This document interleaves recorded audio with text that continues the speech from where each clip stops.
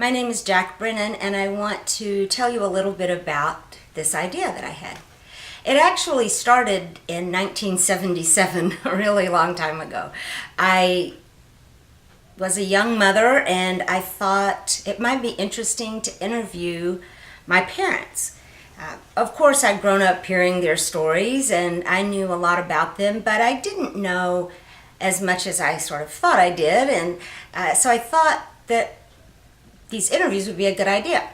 I used the state-of-the-art equipment at that time, which was a big sort of shoebox-sized tape recorder with cassette tapes in them that cost 35 cents a piece, and I just sat down with them on their back porch on a Sunday afternoon, individually, as well as with my oldest brother and my grandmother, all at different times that day, and I interviewed them about their lives. I asked them about their childhoods, about their earliest memories, about their grandparents and what they did, as well as their parents, and their education and work and falling in love and getting married and having kids and grandkids and great-grandkids, if that was applicable, as it was to my grandmother, and just talked about their lives. And I learned so much from those discussions.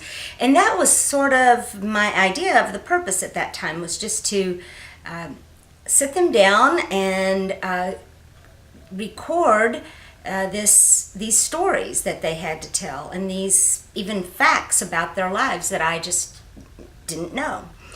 And I held on to the tapes, of course, and after my grandmother died, I listened to her tape. In fact, when the family got together after her funeral, we all listened to the tape of her, and it was wonderful to hear her talking about each person in the room and just telling the story of her life. After my father died, a few days later, I was still deep in grief, of course, and I put on the tape and listened to about 20 minutes of it, and the tape broke.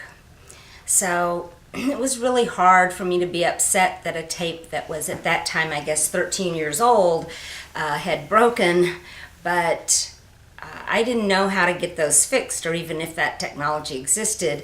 So I never listened to the tapes, and I just kept them. I held on to them. I couldn't bear to throw them away, but I never listened to them.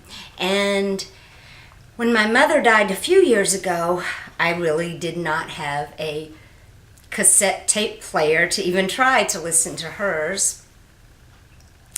But my daughter, Kendra, this last Christmas, got the tapes fixed and then had them put onto into a digital format onto a CD, audio CD, because these were audio cassettes.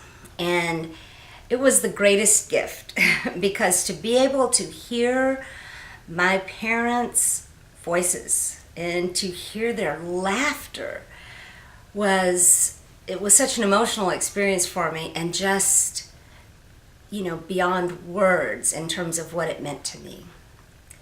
And then in a real practical sense, I got to hear their stories again for the first time since 1977.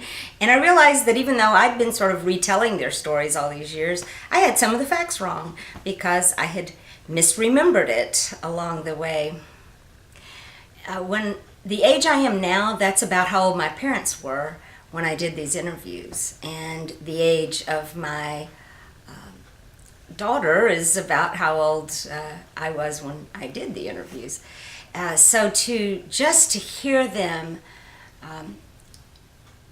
from that part of their life is such a gift. When I recall their voices in my head, I remember their old voices, from when they got older.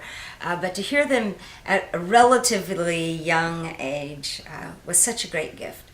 So Kendra immediately wanted me to start interviewing other people in the family, including all of my children.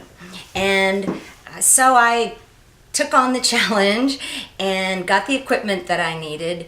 And in preparation for doing these interviews, I just came to realized that this would be a great gift for anybody, to be able to have a sort of what is now state of the art, which 40 years from now will again be, probably just an old obsolete thing, but will still be able to be converted into whatever new thing they're doing by then, so that future generations can have these stories and these sounds of voices available.